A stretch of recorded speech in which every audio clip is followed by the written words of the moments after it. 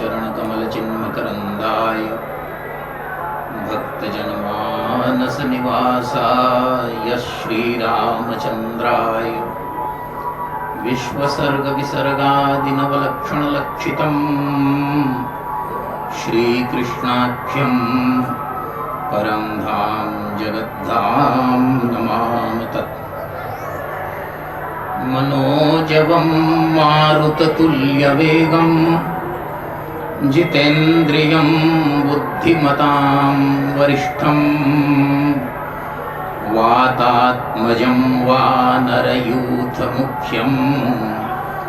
श्रीरामदूतं शरणं प्रपद्ये। त्रिवेणीं माधवं सोमं भरद्वाजं च वासुकिं वन्दे अक्षयवटं शेषं प्रयागं तीर्थनायकम्। नारायणसमारम्भां शङ्कराचार्यमध्यमाम् अस्मदाचार्यपर्यन्तां वन्दे गुरुपरम्पराम्। श्रीशङ्कराचार्यनवावतारम् विद्वद्वरेण्यं च यतीन्द्रमुख्यम् कलौ युगे धर्मयुगप्रवर्तकम् वन्दे सदा श्रीकरपात्रिणं गुरुम्। प्रातस्मरणीय अनंतानंत श्री समलंकृत पूर्वामनाय गोवर्धन मठ पुरी पीठाधीश्वर श्रीमद जगद्गुरु शंकराचार्य श्री गुरुदेव भगवान पूज्य श्री चरण श्री स्वामी जी महाराज, श्री ब्रह्मचारी जी महाराज, राजेश जी, ऋषिकेश जी, आचार्य प्रवर पंडित श्री रामशंकर शुक्ल जी महाराज, समादरणीय डॉक्टर शिवशंकर तिवारी जी महाराज, श्री ब्रह्मानंद स्वामी जी महाराज, इस सभा में विराजमान पूज्य संत चरण, महानुभाव, सज्जनों एवं मातृशक्ति। यदि अपने दायित्वों का शास्त्रोक्त रीति से पालन किया जाए तो इहलोक और परलोक दोनों में प्रशस्ति होती है, दोनों का मार्ग प्रशस्त होता है। और इसकी सबसे सुंदर सीख हमारे धर्म ग्रंथों से मिलती है। धर्म ग्रंथों का अभिप्राय यह है, अभी पूर्वाचार्य ने मुनि प्रथम हरिकीरति गाई तेहिमग चलत सुगम मोहि गाई। श्रीमद् रामायण और श्री महाभारत ये हमारे इतिहास हैं।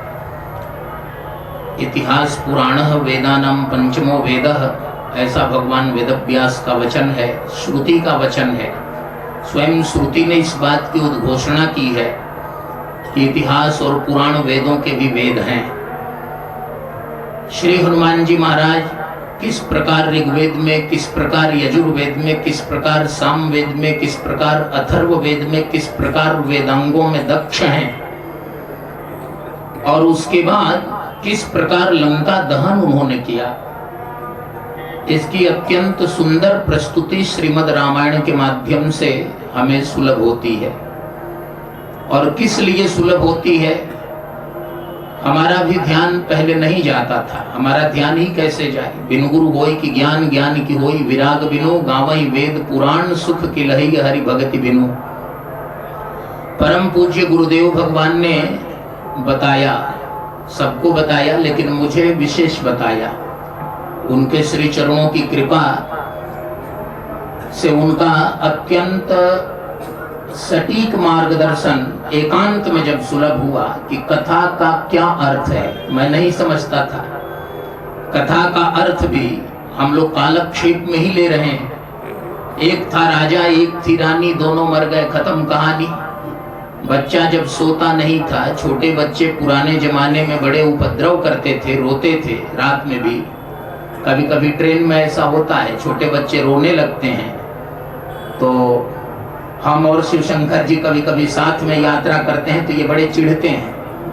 ऐसे यात्रा हम लोगों ने अभी की नहीं है, लेकिन भविष्य में ऐसा भी हो सकता है। तो ये काफी चिढ़ते हैं। तो छोटे बच्चे जब रोने लगते हैं तो उनकी माताएं उन्हें चुप कराती थी। वो ऐसे चुप नहीं होते थे तो उन्हें कहानी सुनानी पड़ती थी। कहती थी मुझसे वह चेटी, तू मेरी नानी की बेटी, राजा था या रानी, माँ कहे एक कहानी। वैष्णव कुलभूषण श्री मैथिली चरण गुप्त जी की पंक्तियां हैं। वैष्णव कवि थे। माँ कहे एक कहानी।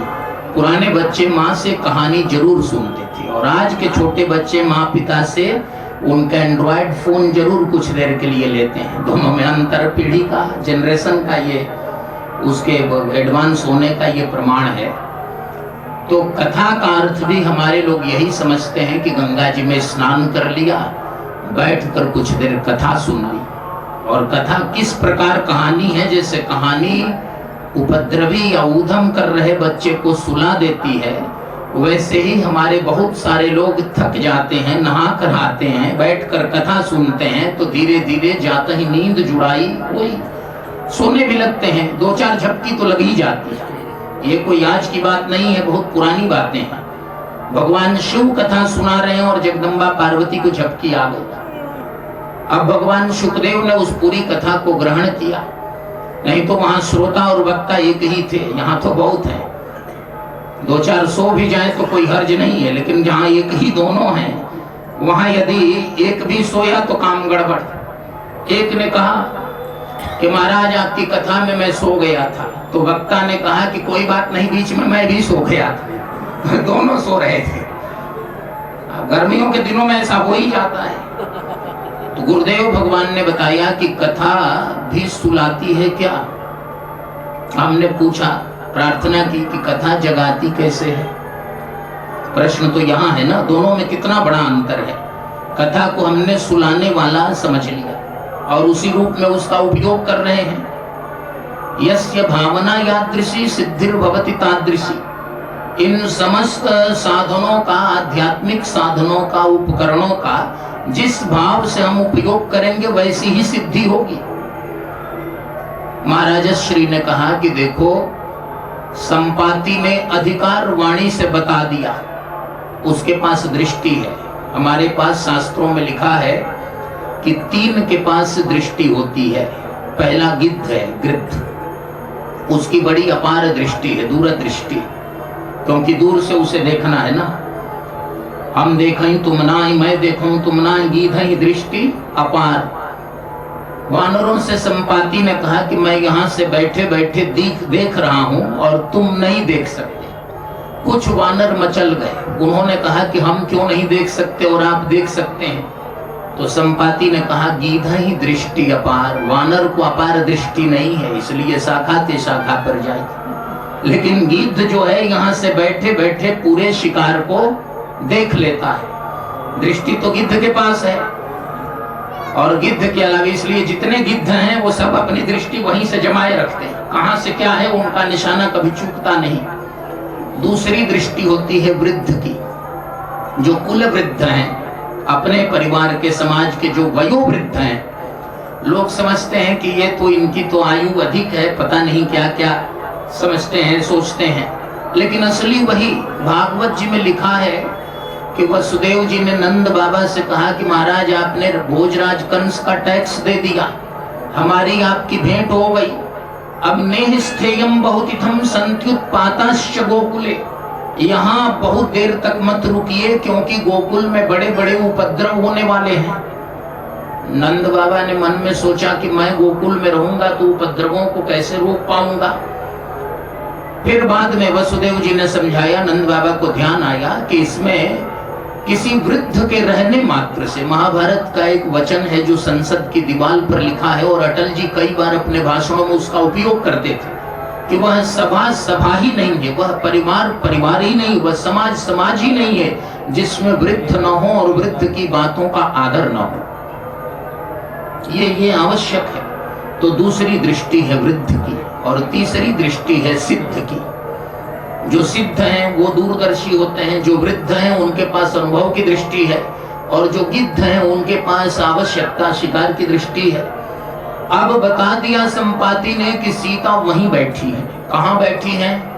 कहा त्रिकूट पर्वत के ऊपर लंका है, उसमें एक अशोक वाटिका है, उसके ठीक अशोक वृक्ष के नीचे बैठी है। इतना साफ पता, अब पिन कोड भी इसमें ढूंढने की आवश्यकता नहीं है, इतना साफ पता बता दिया संपाति ने। और तब ये भी बता दिया कि उपाय क्या है। कहा तुम सब इतने इकट्ठे हो, इसमें से जो ना गई सत्य जोजन सागर, करई सो राम काज मतियागर।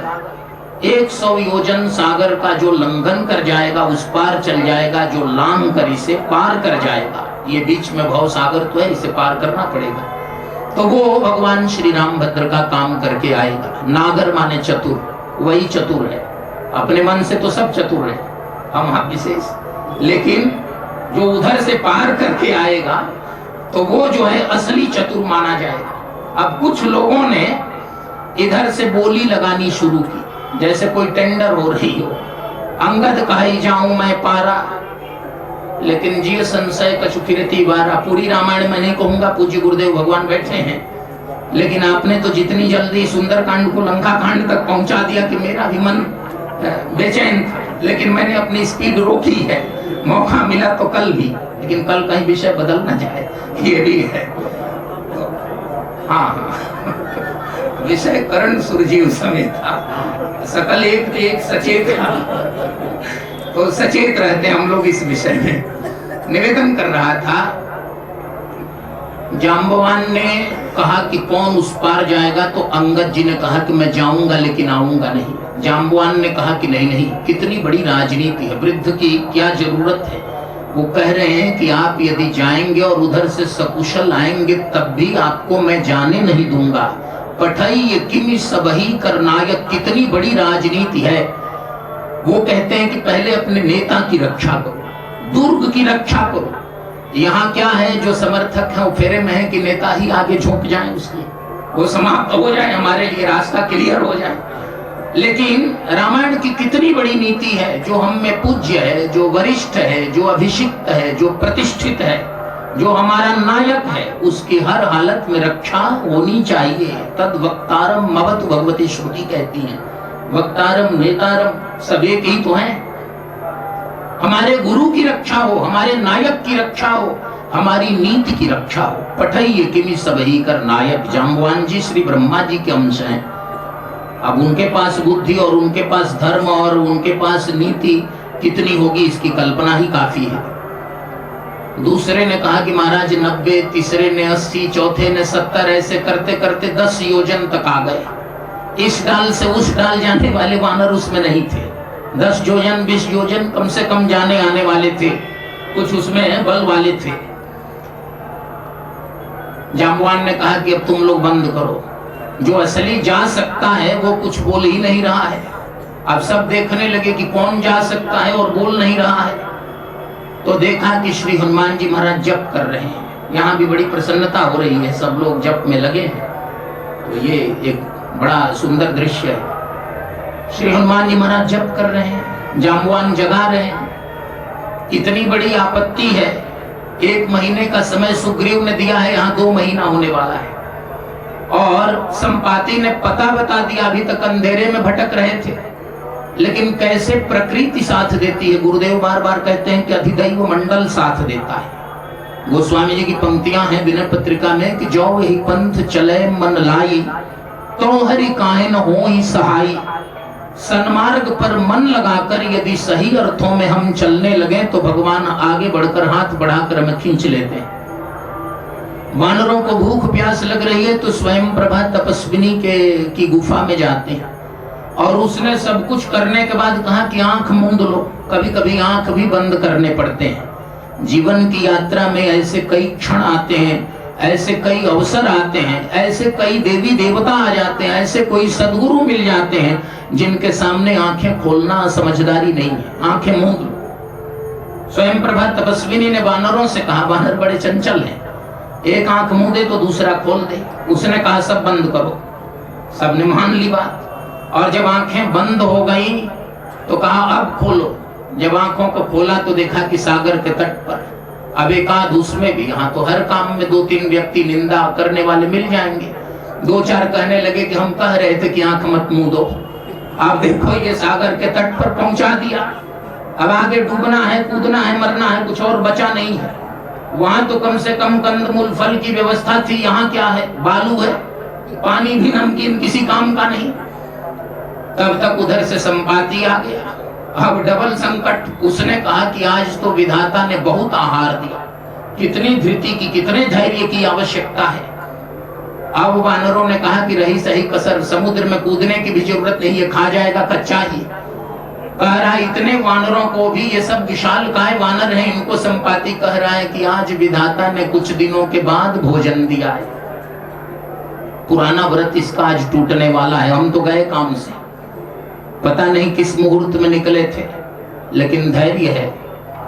अंगद जी नायक है ना, जाम्बवान जी वहां चुप है, जरूरत पड़ती तब तो वो सब देखते ही। अब अंगद जी के नेतृत्व की परीक्षा हो रही। अंगद जी कह रहे हैं संपाति को देखते ही कि महाराज जटायु ने जो कर दिया इतिहास में अमर हो गए। एक ही मंत्र नाम का कितना प्रभाव पड़ा। जटायु का नाम अंगद जी ने लिया तो संपाति रोने लगे। वानरों ने कहा कि ये कौन सा ड्रामा शुरू हो गया, अभी ये खा रहा था, अब ये रोने लगा। संपाति ने कहा कि भैया अब डरो मत, ये बताओ कि जटायु के साथ क्या हुआ है। तो अंगद जी ने जटायु की कथा कही। राम कथा का थोड़ा सा अंश भी यदि सही अर्थों में हम आप कहें सुने तो सुनते ही सीता कर दुख भागा, फिर दुख जीवन में नहीं रह जाएगा। लेकिन राम कथा तो बड़ी विचित्र दशा है। नारद जी के प्रसंग में है कि मार चरित्र हमने तो बदल दिया है ना। एक ने कहा कि मार चरित्र में क्या दिक्कत है, राम बिहाई मरा जपते बिगड़ी सुधरी कवि कोकिलों की। एक और बात है, अब उन बातों में अभी नहीं उलझेंगे, इसको पहले क्लियर कर लें। फिर संपाति ने जो है जटायु के उद्धार वाली कथा, जटायु के त्याग की कथा का अंश सुना और उसने जलांजलि दी। हमारे यहाँ धर्म शास्त्र जानने मानने और उसका आचरण करने वाले गिद्ध भी हैं, मनुष्य की बात तो छोड़िए। उसके पंख आ गए। उसने कहा कि मेरी दशा देखकर तुम लोग अपनी दशा का अनुमान करो। अब वानरों में उत्साह हुआ कि एक सिद्ध से स्वयं प्रभा से दर्शन होने का फल क्या हुआ। वहां भी जीवन दान, यहाँ भी जीवन दान, और जिस लक्ष्य के लिए निकले थे उसकी सफलता अब असंदिग्ध रूप से सामने दिखाई दे रही है। अब हमारा कितना बड़ा यश होगा। जीवन में यश ही तो बचता है, कीर्ति यस्य सजीवती। बाकी तो बड़े बड़े और हम सब एक बराबर हैं, लेकिन कीर्ति का फर्क है, किसकी कीर्ति कितनी है। जाम्बवान ने श्री हनुमान जी को अब कथा सुनाई, जगा रहे। गुरुदेव का बताया हुआ मैं आपको बता रहा हूँ, गुरुदेव ने मुझे बताया है वही मैं आपको सुना रहा हूँ। बता नहीं रहा हूँ, मैं सुना रहा हूँ। मुझे बताने की क्षमता नहीं, लेकिन सुनाने की गुरुदेव की कृपा से मैं उसे दोहरा रहा हूँ उनकी आज्ञा से। जाम्बवान ने श्री हनुमान जी महाराज से कहा कि महाराज आप कुछ देर के लिए जप बंद कर दीजिए। अभी कहा ना महाराज ने कि वो नैष्ठिक ब्रह्मचारी थे, उन्होंने कहा कि कुछ भी होगा अब जप बंद नहीं करूंगा, इस समय जप होगा। बहुत बड़ा काम आता है तो चतुर लोग अनुष्ठान में हो जाते हैं कि कोई झंझट इधर उधर आने जाने का पड़े ही नहीं। जाम्बवान ने कहा का चुप साध ही रहा बलवाना, अरे मौन का अनुष्ठान इस समय मत करो, तुम बलवान हो।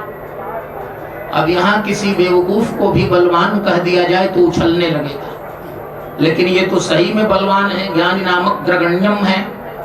श्री हनुमान जी महाराज को जाम्बवान ने बलवान कहा, लेकिन टस से मस नहीं हुए। अपनी प्रतिष्ठा से, जिसे गुरुदेव कहते हैं व्यक्तित्व का व्यामोह, व्यक्तित्व का मोह ही नहीं है, व्यामोह तो बड़ा दूर। मालूम ही नहीं है कि मैं कुछ हूं, मैं बलवान हूं, ये बिल्कुल पता नहीं। वरदान है कि कोई याद दिलाएगा तो आपको पता हो जाएगा, लेकिन फिर भी चुप है। जाम्बवान ने कहा महाराज पवन तनय बल पवन समाना बुद्धि विवेक विज्ञान निधाना, इतना कह दे। हमारे यहाँ तो बड़े बड़े वक्ता 10-10 घंटे तैयारी करके 40 मिनट का लेक्चर देते हैं कि कल वहां लोग कहते कि इनसे बड़ा विद्वान इस समय इस इलाके में कोई नहीं है। लेकिन बुद्धि विवेक विज्ञान निधाना जाम्बवान कह रहे हैं, और झूठी बात नहीं है।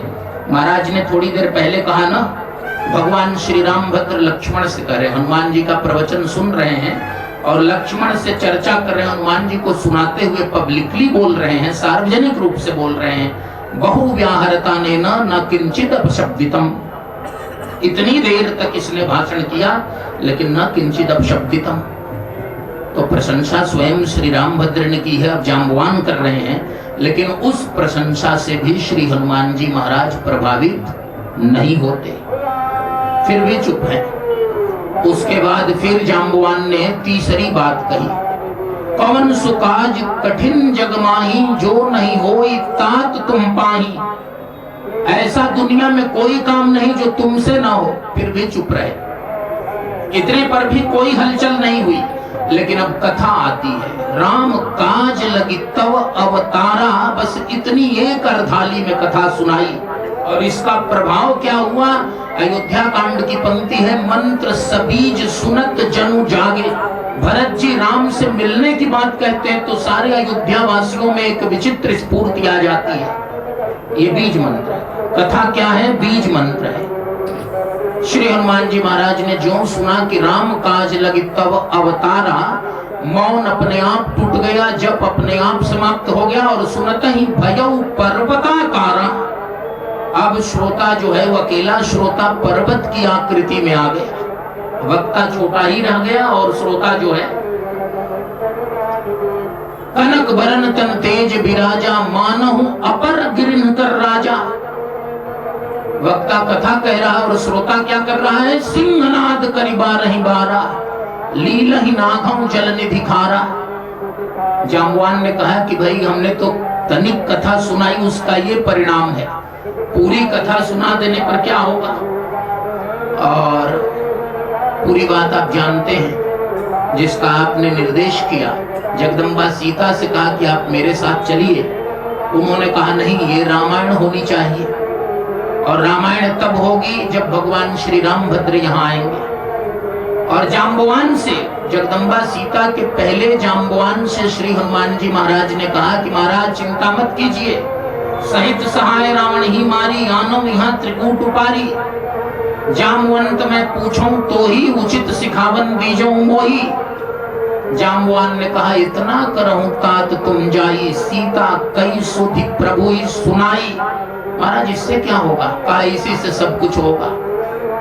अरे मेरे रहते हुए, मेरे जाने के बाद भी प्रभु को दोबारा जाना पड़े, उनको श्रम करना पड़े, युद्ध करना पड़े, तो ये ठीक होगा क्या? जाम्बवान ने कहा कि ठीक इसलिए होगा कि ये रामायण है। भगवान श्री रामभद्र को यश मिलना चाहिए, रावण के उद्धार का यश भगवान श्री रामभद्र को मिलना चाहिए। प्रश्न करने वाले पूछ सकते हैं, पूछ देते हैं, क्या भगवान श्री रामभद्र यश के भूखे हैं? कहा नहीं नहीं, अरे नाहिन राम राज के भूखे, धर्म धुरीन विषय रस रूखे। फिर उनको यश क्यों मिले? ये इसलिए मिले कि ये तब निज भुजबल राजीव नैना, कौतुक लागी संग कपिसेना। एक तो लीला होगी कौतुक, और कपिसेन संग संहारी निश्चर, राम सीता ही आनी है। त्रैलोक्य पावन सुजस सुरमुनि नारदादि बखानी है। ये देवर्षि नारद, सनकादि, शुकादि, शौनकादि इन महर्षियों के लिए, और इनके लिए एक संबल, इनके लिए कथा का पाथेय मिले, इसके लिए भगवान श्री रामभद्र को सेना के साथ लंका में जाना आवश्यक है। श्री हनुमान जी महाराज ने जाम्बवंत के वचन सुहाए। उसके बाद सुंदरकांड में वो प्रवेश करते हैं। मैंने केवल एक अंश गुरुदेव भगवान की आज्ञा का पालन और आप लोगों के लिए थोड़ा बीच में अपनी सेवा देने के लिए मैंने ये किया कि कथा का क्या महत्व है, कथा कैसी होती है। और हर कथा ऐसी ही है, चाहे रामायण की कथा हो, उसमें किसी भी रामायण की कथा हो, और चाहे श्रीमद् भागवत की कथा हो, चाहे महाभारत की कथा हो। इसलिए बहुत लोग ऐसा भी भ्रम रखते हैं, बहुत लोग गुरुदेव भगवान से भी पूछते हैं कि क्या महाभारत घर में रखना चाहिए। अरे भाई, महाभारत ग्रंथ रखने में दिक्कत है और महाभारत की सारी सामग्री घर में पड़ी हुई है। क्या ग्रंथ रखने में तुमको क्यों दिक्कत हो रही है? एक सज्जन ने बुंदेलखंड में बताया कि क्रम से महाभारत नहीं पढ़ना चाहिए, तब झगड़ा होता है। उन्होंने ऐसा कहा। कई बार उधर हो गया था, हम लोग महाभारत पढ़े थे, हमने कहा कि भाई क्रम से पढ़िए चाहे बिना क्रम से पढ़िए, नीति का, अध्यात्म का और दर्शन का खजाना है महाभारत, रामायण, भागवत, उससे दूर मत रहिए और उसको पढ़िए। और वो चरित्र में, चिंतन में जब उतर जाए तो कुछ और करने की आवश्यकता नहीं है। किसी ने कहा क्यों? अरे भाई इसलिए, भगवान वेदव्यास का वचन है, परवर्ती आचार्यों ने उसे दोहराया है, यन्न भारते तन्न भारते, उसके अतिरिक्त कुछ है ही नहीं। जब कुछ बचा ही नहीं है तो फिर बचेगा क्या? इसलिए श्री हनुमान जी महाराज जाते हैं, 2 मिनट और जोड़ देता हूँ सुंदरकांड में थोड़ा सा मात्र। ठीक ठीक, बड़ी कृपा, गुरुदेव की बड़ी कृपा ही है। सुंदरकांड में श्री हनुमान जी महाराज प्रवेश करते हैं। आपने बड़ा सुंदर चित्रण किया, सुरसा मिल गई। कौन सी देवी मिलती? हमारे देश का ब्रह्मचारी कैसा होना चाहिए, कितना बल, कितना वेग उसमें होना चाहिए और कितनी पवित्र दृष्टि उसके पास होती है और होनी चाहिए, इसका इससे बढ़कर दिग्दर्शन और क्या मिल सकता है। एक देवी आ रही है, महर्षि वाल्मीकि ने बड़ा विस्तार से वर्णन किया है। एक देवी आ रही है, श्री हनुमान जी महाराज पहचान गए कि ये जो है ये परीक्षा लेने वाली, ये पूज्या है। परीक्षा ले या न ले बात की बात है, ये पूज्या है, वो सुरसा है। सुग्रीव ने बहुत से रास्ते और रास्ते के विघ्नों का परिचय भी करा दिया है, पहले ही बता दिया है। लेकिन दूसरी देवी है सिंहिका, उसके बारे में उनकी पूरी धारणा है पहले से स्पष्ट कि इसको मारना ही है। सुरसा पूज्या है और सिंहिका जो है उसका उद्धार किए बिना काम चलेगा नहीं, वो राह की रोड़ा है। और तीसरी देवी मिल गई लंकिनी। मानस रामायण के सुंदरकांड में अनुवाद है, कम पंक्तियों में है, और वाल्मीकि रामायण के सुंदरकांड में श्री हनुमान जी को ललकार रही, गालियों की भरमार कर दी उसने। श्री हनुमान जी महाराज ने कहा कि इसके साथ और चीजें बाद में होंगी, ये मारने योग्य भी नहीं दिखती है, इसको मार देंगे तो लंका का सारा रहस्य खत्म हो जाएगा। घुसना, यहाँ भी कूटनीति है, उसमें दुर्ग के अंदर प्रवेश करना है, तो उसका थोड़ा सा ऑपरेशन किया। वहां भी मुष्टिक लिखा है और यहाँ भी मुठिका, एक ताहि कपि हनी रुधिर बमत धरणी धनमनी। एक मुक्के के ऑपरेशन में क्या हुआ कि रुधिर जो विकार थे उसके, वो सब वमन हो गया, बाहर आ गया, और पृथ्वी पर जो गिर गई ना, उड़ उड़ कर बातें कर रही थी, उड़ रही थी। और एक बार गिर गई जब, तो उठकर क्या किया, साष्टांग प्रणाम किया, दंडवत किया, महाराज मैं आपको पहचान गई। श्री हनुमान जी महाराज ने कहा, वाल्मीकि रामायण में लिखा है कि बहुत हल्के से बाएं हाथ की मुष्टिका का प्रहार किया। समर्थन कीजिए, नहीं तो हमको भय हो जाएगा कि कहीं ऐसा है ना। बाएं हाथ का, क्यों? स्त्री है, इसको मारना भी नहीं है, और ये बहक कर बोल रही है, हल्ला मचा रही है, मैं घुस रहा हूं तो, और मशक समान